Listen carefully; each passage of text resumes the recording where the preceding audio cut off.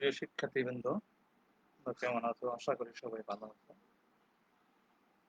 On Facebook live ক্লাসে আমি Mohammad Farhad Hossain, instructor non tech, Dhaka polytechnic institute.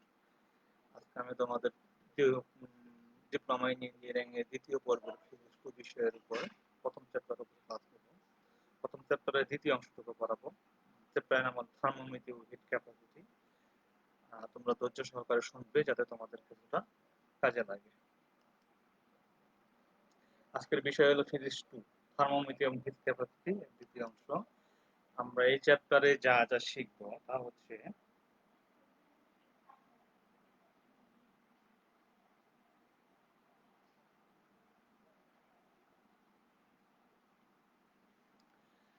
আপেক্ষিক তাপ, তাপ ধারণ ক্ষমতা, তুল্য জলাঙ্কের সংজ্ঞা পড়ব। কোন বস্তু কর্তৃক গৃহীত তাপ তার চারপাশের হারানো তাপের সমান, সে বিষয়ে আমরা দেখব। ক্যালরিমিতির মূলনীতি ব্যাখ্যা করব। তার সাথে বিভিন্ন প্রকার আপেক্ষিক সূত্রতাপ দেখব। মিশ্রণ প্রণালীতে বরফ গলনের সূত্রতাপ এবং মিশ্রণ পদ্ধতিতে কঠিন পদার্থের আপেক্ষিক তাপ নির্ণয় করব। তার সাথে সাথে বাকি কিছু কাজ দেব। ততক্ষণ সময় তোমরা ধৈর্য সহকারে শুনতে থাকবে এবং ক্লাসটা ফলো করো যাতে তোমাদের কিছুটা উপকারে আসে। আপেক্ষিক তাপ ধারণ ক্ষমতা বা আপেক্ষিক তাপ কাকে বলে সেটা আমরা একটু দেখব। আপেক্ষিক তাপকে দুই ভাবে সংজ্ঞায়িত করা যায়, একটা পুরাতন সংজ্ঞা আর আধুনিক সংজ্ঞা। পুরাতন সংজ্ঞা আর একটা হলো আধুনিক সংজ্ঞা। পুরাতন সংজ্ঞা কি বলতেছে?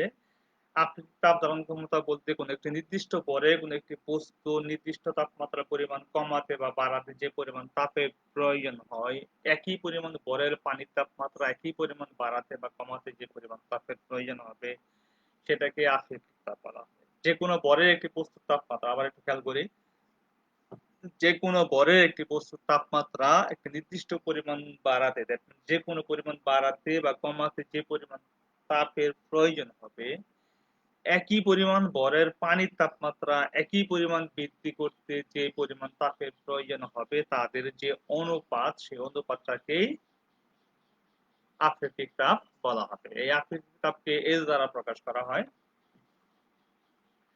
দ্যাট মিন্স আপেক্ষিক তাপ ধারণ ক্ষমতা এস ইজ ইকুয়াল টু, যদি আমরা বলি এম ভরের কোনো বস্তুর তাপমাত্রা টি ডিগ্রি বাড়াতে বা কমাতে প্রয়োজনীয় তাপ বাই এম ভরের পানির তাপমাত্রা টি পরিমাণ বাড়াতে বা কমাতে প্রয়োজনীয় যে তাপের প্রয়োজন, সেই পরিমাণ তাপটাকেই আপেক্ষিক তাপ বলা হয়। পুরাতন সংজ্ঞা আমরা কি কইলাম? যে কোনো ভরে একটি বস্তুর তাপমাত্রা যে কোনো পরিমাণ বাড়াতে বা কমাতে যে পরিমাণ তাপের প্রয়োজন হবে, একই ভরের পানির তাপমাত্রা একই পরিমাণ বাড়াতে বা কমাতে যে পরিমাণ তাপের প্রয়োজন হয়, তাদের যে এই দুইটা তাপের যে অনুপাত, সেই অনুপাতটাকেই আপেক্ষিক তাপ বলা হয়। দ্যাট মিন্স এম ভরের কোনো বস্তুর তাপমাত্রা টি পরিমাণ বাড়াতে যে পরিমাণ তাপের প্রয়োজন হবে, সেই পরিমাণ তাপকে এম ভরের পানির তাপমাত্রা টি পরিমাণ বাড়াতে যে পরিমাণ তাপের প্রয়োজন হবে, সেই তাপ দ্বারা ভাগ করলে পরে যে পাওয়া যাবে সেটাকে আপেক্ষিক তাপ বলা হয়। এটা হলো আমাদের পুরাতন সংজ্ঞা। আধুনিক সংজ্ঞায় বলতেছে একক ভরের কোনো বস্তুর তাপমাত্রা একক পরিমাণ বৃদ্ধি বা হ্রাস করতে যে পরিমাণ তাপের প্রয়োজন হবে সেটাকে তার আপেক্ষিক তাপ বলা হয়। আধুনিক সংজ্ঞা কি বলতেছে? যে একক ভরের কোনো বস্তুর তাপমাত্রা একক পরিমাণ বৃদ্ধি করতে বা হ্রাস করতে যে পরিমাণ তাপের প্রয়োজন হবে সেটাকেই আপেক্ষিক তাপ বলা হয়। পুরাতন সংজ্ঞায় পাইলাম যে কোনো ভরে কোনো বস্তুর তাপমাত্রা যে কোনো পরিমাণ বাড়াতে বা কমাতে যে পরিমাণ তাপের প্রয়োজন হবে, একই ভরের পানির তাপমাত্রা একই পরিমাণ বাড়াতে যে পরিমাণ তাপের প্রয়োজন হবে, তাদের যে অনুপাত, সে দুটা রাশির যে অনুপাত পাওয়া যাবে দুই পরিমাণ তাপের, তাদের যে অনুপাত হয় সেটাকে আপেক্ষিক তাপ বলা হবে। আর আধুনিক সংজ্ঞায় বলতেছে যে একক ভরে কোনো বস্তুর তাপমাত্রা একক পরিমাণ বা 1 ডিগ্রি বাড়াতে বা কমাতে যে পরিমাণ তাপের প্রয়োজন হবে সেটা হলো তার আপেক্ষিক তাপ। এসআই পদ্ধতিতে বা আমরা জানি যে এককের পদ্ধতি আছে তিনটা, সিজিএস, এফপিএস আর হলো এমকেএস, তারপরে আছে এসআই পদ্ধতি।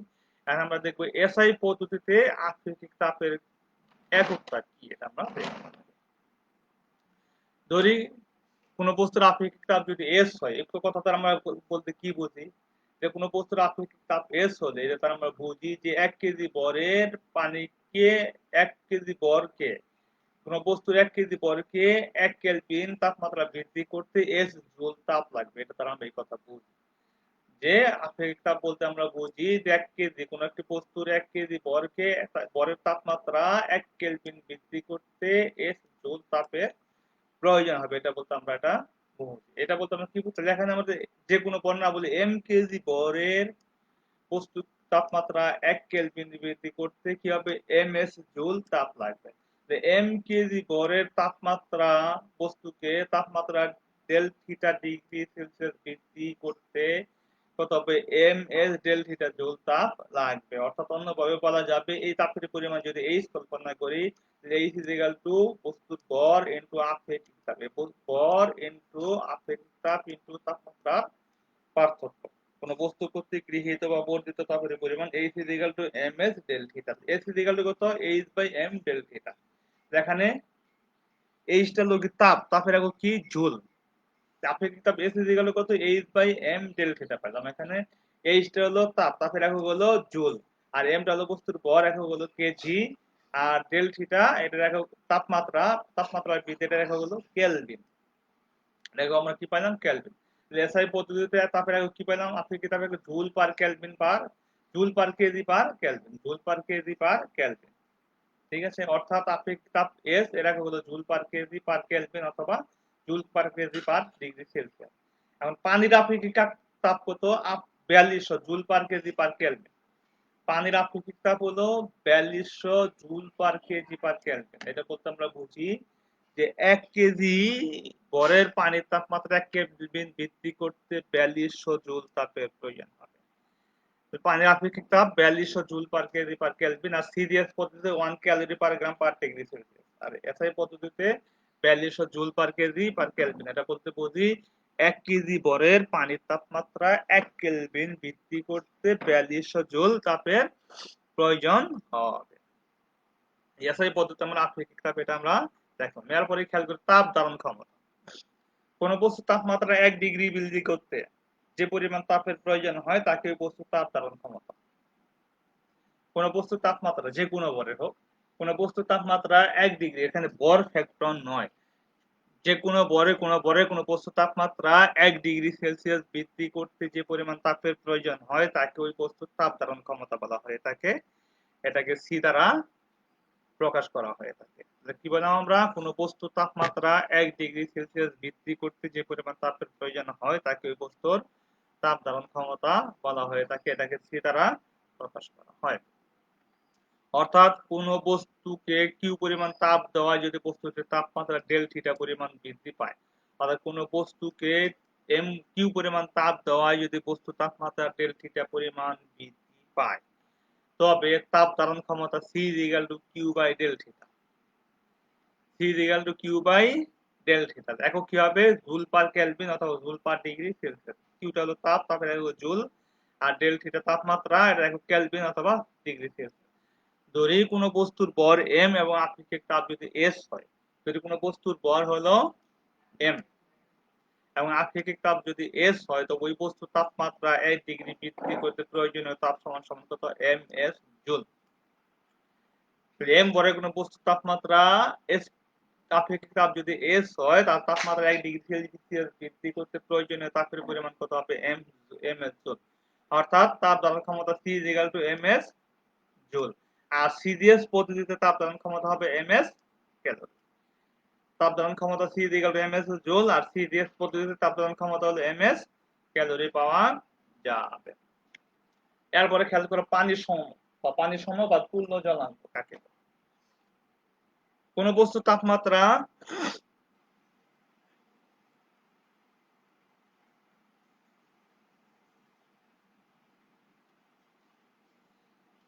কোন বস্তুর তাপমাত্রা 1 ডিগ্রি সেলসিয়াস বৃদ্ধি করতে যে পরিমাণ তাপের প্রয়োজন হয়, কোন বস্তুর তাপমাত্রা 1 ডিগ্রি সেলসিয়াস বৃদ্ধি করতে যে পরিমাণ তাপের প্রয়োজন হয় সেই পরিমাণ তাপ দিয়ে যতটুকু পানির তাপমাত্রা 1 ডিগ্রি সেলসিয়াস বৃদ্ধি করা যায় সেই পরিমাণ পানিকে ওই বস্তুর পানির সম বলা হবে।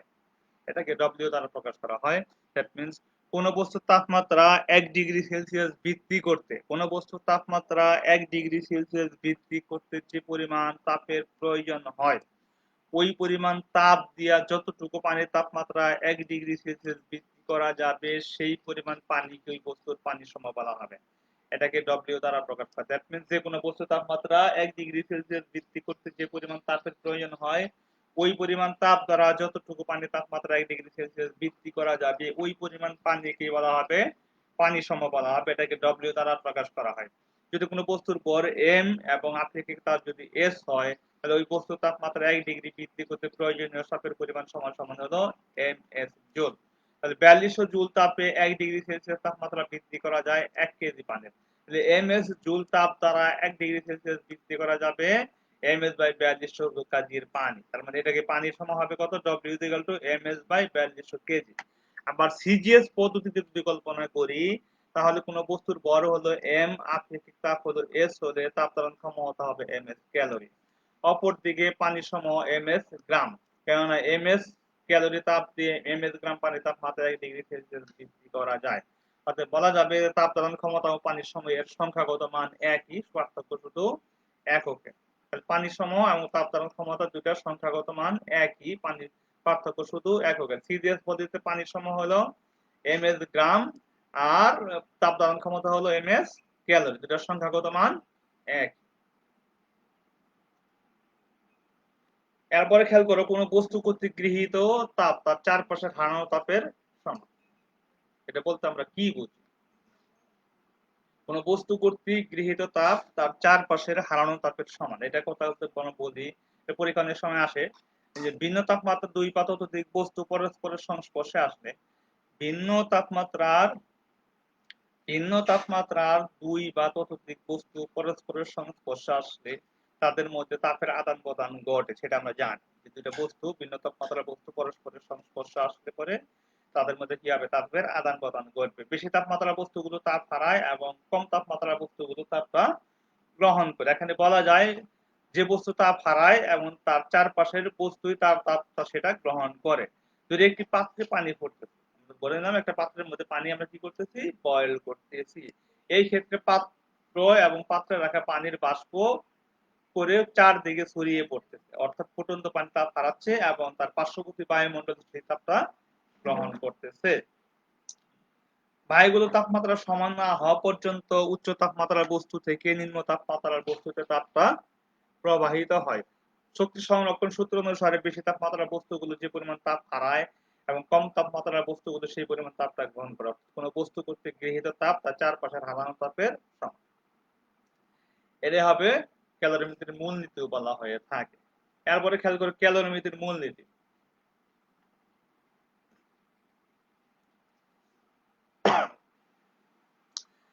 আপেক্ষিক তাপের সংজ্ঞা থেকে আমরা জানি কোন বস্তুর আপেক্ষিক তাপ S, এটা বলতে আমরা বুঝি যে 1 গ্রাম ভরের বস্তু তাপমাত্রা 1 ডিগ্রি সেলসিয়াস বৃদ্ধি বা হ্রাস করতে যে পরিমাণ তাপ গ্রহণ করে তার নাম হলো S ক্যালোরি। কোন বস্তুর আপেক্ষিক তাপ S, এটা বলতে আমরা বুঝি যে 1 গ্রাম ভরের বস্তু তাপমাত্রা 1 ডিগ্রি সেলসিয়াস বৃদ্ধি বা হ্রাসের জন্য প্রয়োজনীয় তাপ সেটা হলো S ক্যালোরি। অর্থাৎ m গ্রাম ভরের বস্তু তাপমাত্রা 1 ডিগ্রি সেলসিয়াস বৃদ্ধি বা হ্রাসের জন্য প্রয়োজনীয় তাপের পরিমাণ কত হবে? ms calorie. তার মানে আপেক্ষিক তাপ S বলতে আমরা বুঝি যে 1 গ্রাম ভরের বস্তু তাপমাত্রা 1 ডিগ্রি সেলসিয়াস বৃদ্ধি করতে প্রয়োজনীয় তাপের পরিমাণ হলো S ক্যালোরি। বস্তুর ভর যদি 1 গ্রাম না ধরে m গ্রাম হয়, তাহলে প্রয়োজনীয় তাপমাত্রা বৃদ্ধিতে তাপের পরিমাণ হলো ms ক্যালোরি। আবার একইভাবে m ভরের বস্তু তাপমাত্রা t ডিগ্রি সেলসিয়াস বৃদ্ধি হ্রাস করার জন্য প্রয়োজনীয় তাপের পরিমাণ কত হবে? mst calorie. কোন বস্তু কর্তৃক গৃহীত বা বর্ধিত তাপের পরিমাণ কত হবে? mst calorie. অর্থাৎ m গ্রাম ভরের বস্তু তাপমাত্রা ΔT পরিমাণ বৃদ্ধি t ডিগ্রি সেলসিয়াস বৃদ্ধি বা হ্রাসের জন্য প্রয়োজনীয় তাপ গ্রহণের পরিমাণ সমান হলো ওই পরিমাণ ক্যালোরি। অর্থাৎ এটা তার পরিমাণ h ক্যালোরি যদি আমরা কল্পনা করি, তাহলে কত হবে? গৃহীত বা বর্ধিত তাপের পরিমাণ h mst।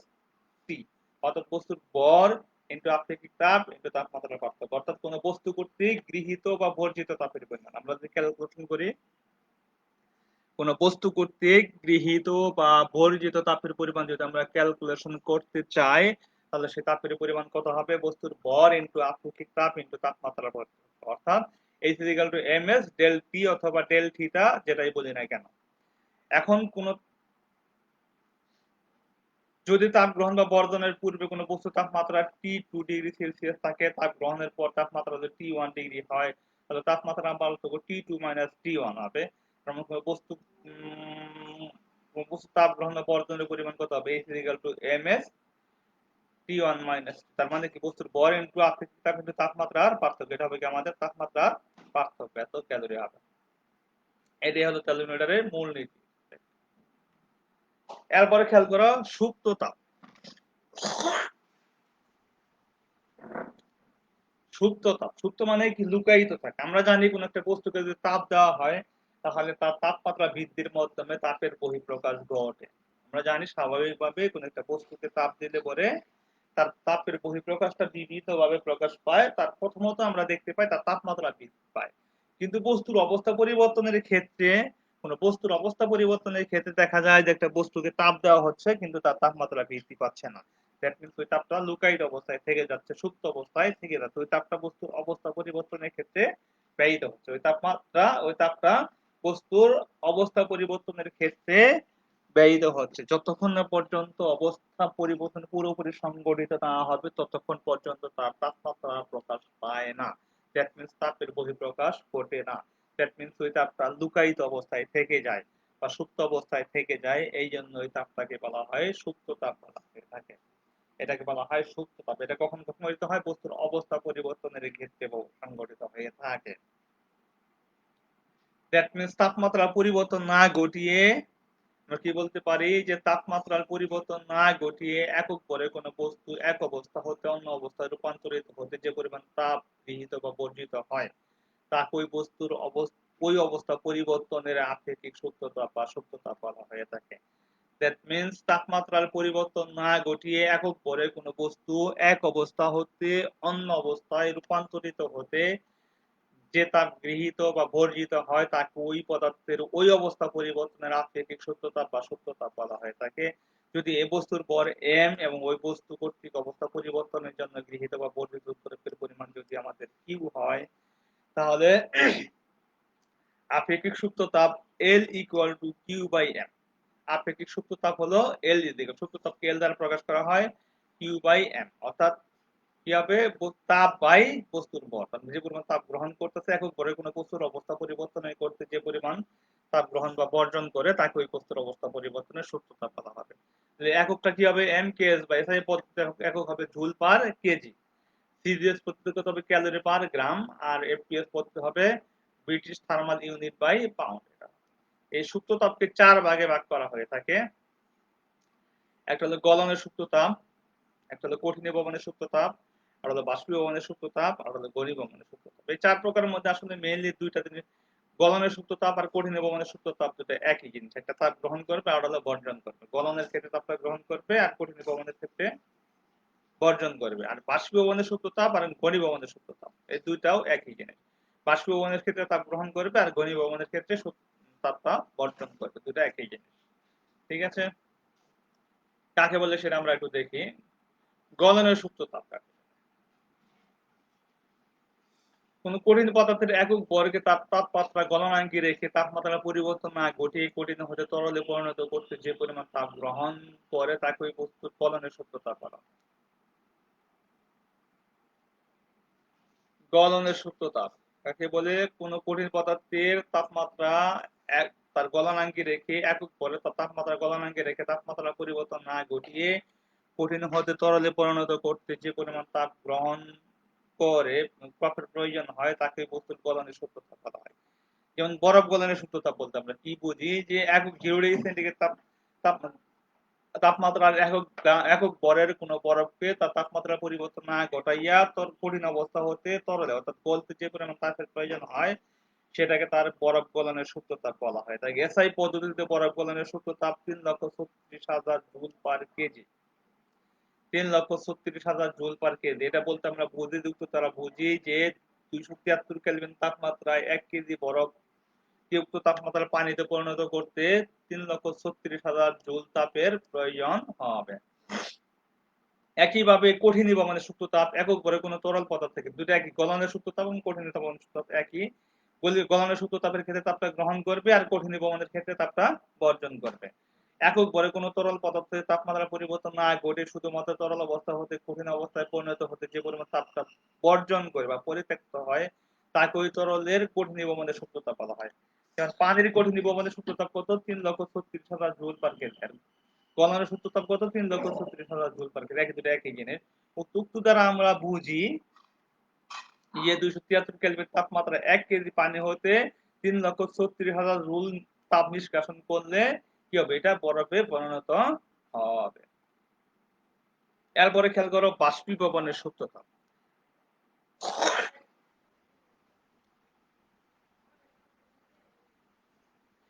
একক ভরের তরল পদার্থ তার স্ফুটনাঙ্কে রেখে তাপমাত্রা পরিবর্তন না ঘটিয়ে শুধুমাত্র তরল হতে বাষ্পে পরিণত করতে যে পরিমাণ তাপের প্রয়োজন হয় তাকে ওই তরলের বাষ্পীভবনের সূত্রতাপ বলা হয়ে থাকে। দ্যাট মিনস 100 পানির বাষ্পীভবনের সূত্রতাপ কত?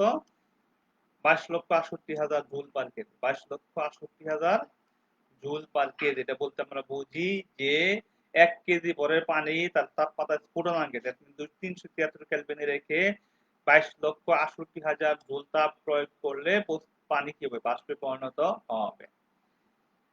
ঠিক আছে, এরপরে খেয়াল করো ঘনীভবনের সূত্রতাপ, বাষ্পীভবনের সূত্রতাপ আর ঘনীভবনের সূত্রতাপ একই জিনিস।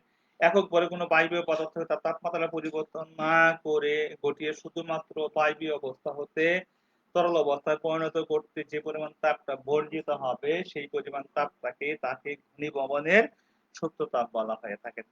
দেখো পানির ঘনীভবনের সূত্রতাপ, জলীয় বাষ্পের ঘনীভবনের সূত্রতাপ কত? 22,68,000 জুল পার কেজি। দুটো একই জিনিস, কিন্তু এখানে পানির বাষ্পীভবনের সূত্রতাপ আর জলীয় বাষ্পের ঘনীভবনের সূত্রতাপ 22,68,000 জুল।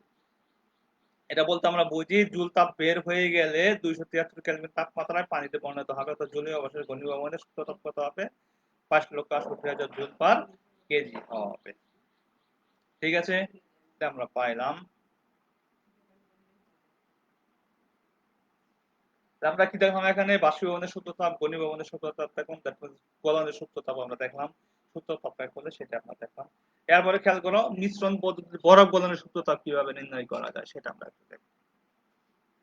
মিশ্রণ পদ্ধতিতে ক্যালোরিমিটারের সাহায্যে।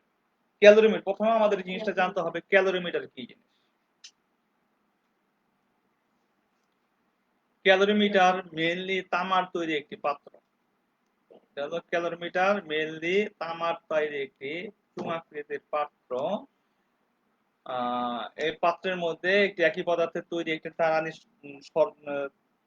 নাড়ানি থাকে, নাড়ানি নিচে জালি যুক্ত করা থাকে।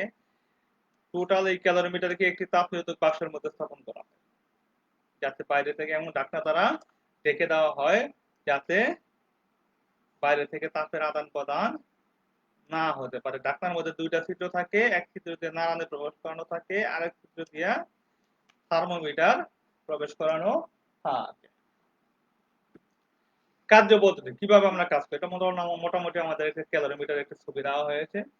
ক্যালোরিমিটারের কিভাবে আমরা কাজটা করবো, প্রথমে একটি নাড়ানি সহ নাড়ানি নিচে প্রান্তে সরু তারে একটি জাল যুক্ত করি এবং একটি পরিষ্কার ক্যালোরিমিটার নেই, নিয়ে নাড়ানির সহ ক্যালোরিমিটার কি ভর করি, এর ভর নির্ণয় করি। প্রথমে একটি পরিষ্কার নাড়ানি যুক্ত ক্যালোরিমিটার নিয়ে পরিষ্কার করে শুষ্ক অবস্থায় ক্যালোরিমিটারের ভর নির্ণয় করি। অতঃপর ক্যালোরিমিটারের 2/3 কক্ষ তাপমাত্রা পানি বা 2/3 কক্ষ তাপমাত্রা থেকে বেশি তাপমাত্রা পানি দ্বারা পূর্ণ করে দ্বিতীয়বার ভর নির্ণয় করবে। দ্বিতীয় ভর থেকে প্রথম ভর বাদ দিলে কি পাওয়া যাবে? পানির ভর পাওয়া যাবে। অতঃপর ক্যালোরিমিটারকে একটি তাপ নিরোধক বাক্সের মধ্যে স্থাপন করব, স্থাপন করে সুবিধি থার্মোমিটারের সাহায্যে পানি এবং ক্যালোরিমিটারের প্রাথমিক তাপমাত্রা নির্ণয় করি। এখন কয়েক টুকরা পরিষ্কার বরফ চুষ কাগজ দ্বারা শুষ্ক করে তাড়াতাড়ি ক্যালোরিমিটারের পানিতে ফেলে দেই এবং ফেলে দিয়ে ঢাকনা দ্বারা ঢেকে দিই। আলো রোগের সাহায্যে জাল দ্বারা টুকরো গুলোকে সর্বদা পানির নিচে রেখে আস্তে আস্তে নাড়তে থাকি। এই অবস্থায় বরফ গলতে থাকে, পানির তাপমাত্রা ক্রমশ কমতে থাকে। সমস্ত বরফ গলে যাওয়ার পর থার্মোমিটার দ্বারা মিশ্রণের তাপমাত্রা নির্ণয় করি এবং পানি কক্ষ তাপমাত্রা ফিরে আসলে পানি সহ ক্যালোরিমিটারের ভর নির্ণয় করে। তৃতীয় ও তৃতীয় ভর থেকে দ্বিতীয় ভর বাদ দিলে কি হবে? গলিত বরফের ভর পাওয়া যাবে। মোটামুটি আমাদের এটা হলো কার্য পদ্ধতি। হিসাব করি আমরা কিভাবে হিসাব গণনা করি খেয়াল করি আমরা। প্রথমে আমরা ক্যালোরিমিটারের ভর নির্ণয় করি, যার ভরটা হলো m গ্রাম।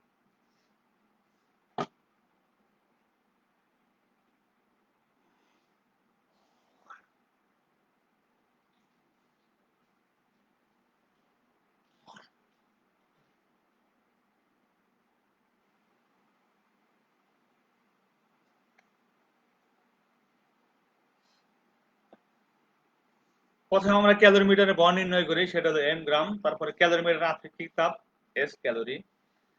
পানির ভর হলো m1 গ্রাম, যেটা দ্বিতীয় ভর থেকে প্রথম ভর বাদ দিলাম m1 গ্রাম। পানির তাপমাত্রা, প্রাথমিক তাপমাত্রা যেটা নির্ণয় কত T1 ডিগ্রি সেলসিয়াস। বরফের ভর নির্ণয় করি m2 গ্রাম, দ্বিতীয় ভর থেকে তৃতীয় ভর বাদ দিলে যেটা পেয়েছিলাম। আর মিশ্রণের তাপমাত্রা হলো T ডিগ্রি। আর বরফ গলনের সূত্র তাপ L আমরা ধরে নেই। আমরা জানি ক্যালোরিমিটার কর্তৃক হারানো তাপ, যে কোনো বস্তু কর্তৃক হারানো বা গৃহীত তাপের পরিমাণ সমান আমরা জানি বস্তুর ভর ইনটু আপেক্ষিক তাপ ইনটু তাপমাত্রা পার্থক্য। এখন আমরা খেয়াল করে দেখি যে কে তাপ হারাচ্ছে, কে তাপ গ্রহণ করতেছে। ক্যালোরিমিটার এবং পানি তাপ হারাচ্ছে, বরফ সে তাপটা গ্রহণ করতেছে। ক্যালোরিমিটারের কর্তৃক হারানো তাপ ক্যালোরিমিটার ভর ইনটু আপেক্ষিক তাপ ইনটু তাপমাত্রা পার্থক্য, সেটা আমরা লিখলাম। পানি কর্তৃক হারানো তাপ সমান পানির ভর ইনটু আপেক্ষিক তাপ। এখানে সিডিএস পদ্ধতিতে পানির আপেক্ষিক তাপ আমরা 1 ধরে নিয়েছি, সেই কারণে 1 লেখা হয়নি। পানির হারানো তাপ সমান m1 into T1 minus T calorie. অর্থাৎ মোট হারানো তাপ কত হবে? ক্যালোরিমিটার কর্তৃক হারানো তাপ আর হলো পানি কর্তৃক হারানো তাপ, দুটো আমরা যোগ করি। এরপরে খেয়াল করো বরফ কর্তৃক গৃহীত তাপ। বরফ দুই ধাপে তাপ গ্রহণ করবে। একটা হলো 0 ডিগ্রি সেন্টিগ্রেড তাপমাত্রা বরফ গলবে, আর আর হলো 0 ডিগ্রি সেন্টিগ্রেড তাপমাত্রা বরফ গলা পানি T ডিগ্রি সেলসিয়াস যাবে।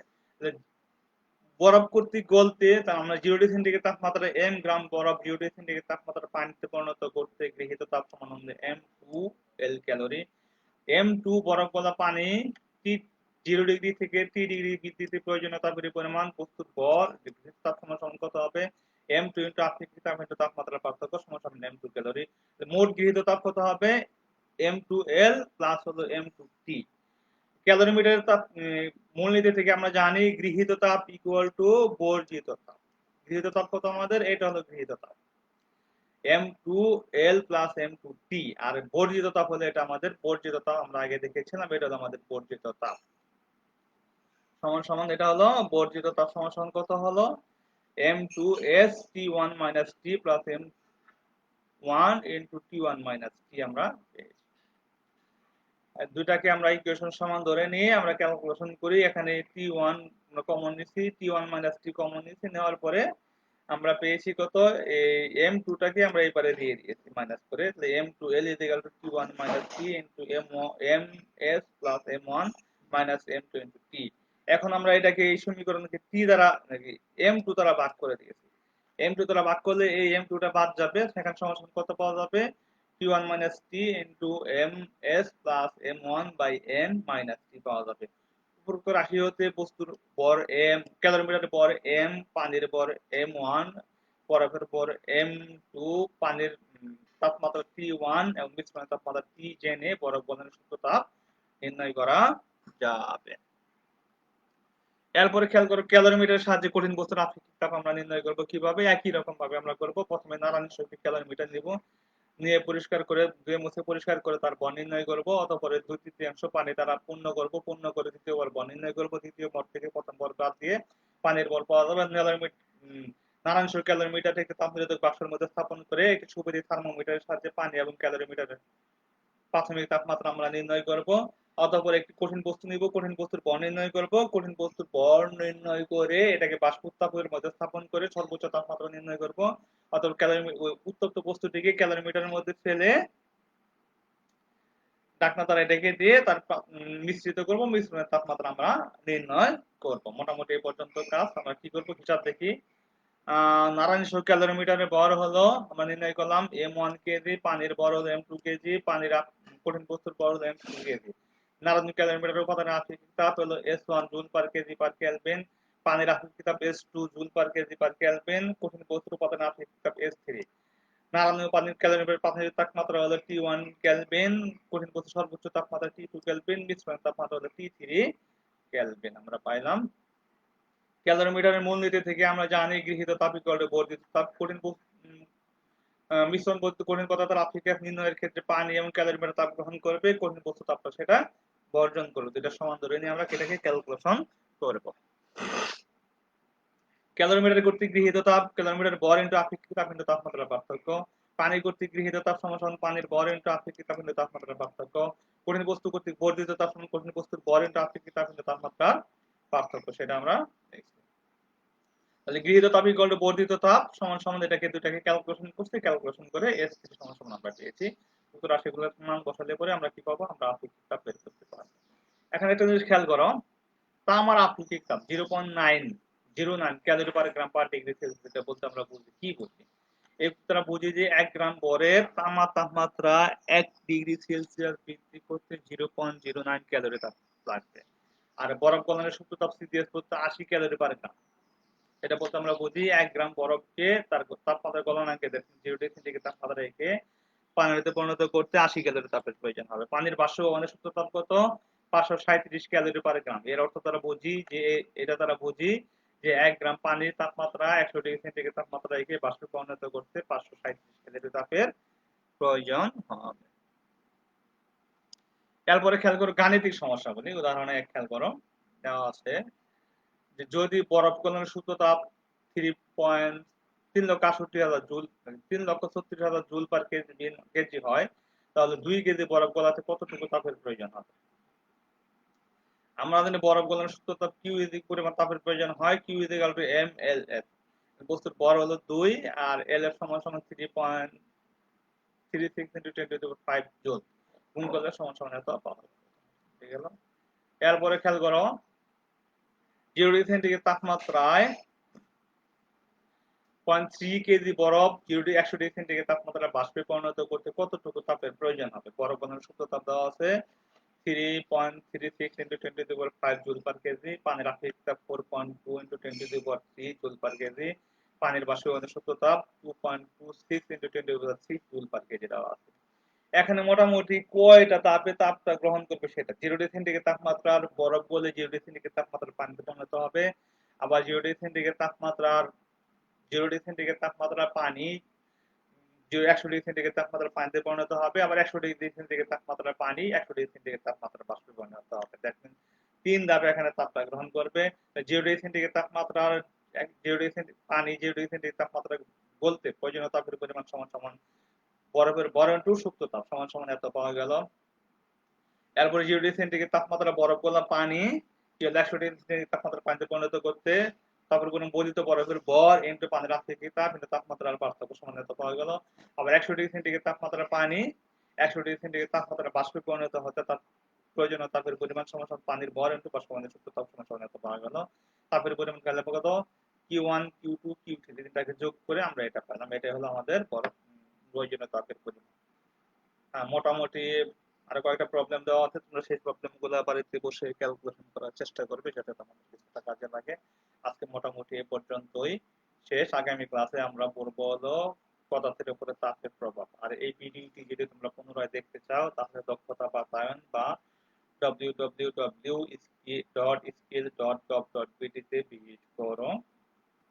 সে পর্যন্ত সবাই ভালো থাকো, সুন্দর থাকো, এই প্রত্যাশা এখানে শেষ করছি। ধন্যবাদ সবাইকে।